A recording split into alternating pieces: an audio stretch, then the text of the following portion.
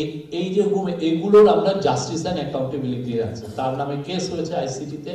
তাকে আমরা এক্সট্রাডিশন চেয়েছি এবং এটা একটা লিগাল প্রসেসে তাকে, এবং আমরা পুরো সারা জাতি যদি সোচ্চার থাকি এবং এটা যদি আমরা প্রেশার রাখতে পারি ঠিকই তাকে আনা হবে। সে আপনার মনে আছে সে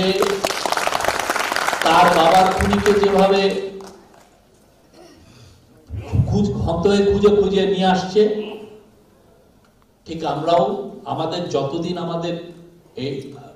এই গভর্নমেন্ট আছে এবং পরবর্তী গভর্নমেন্ট সবাই মিলে এটা আমাদের একটা 1 নাম্বার দায়িত্ব হবে তাকে ফিরিয়ে এনে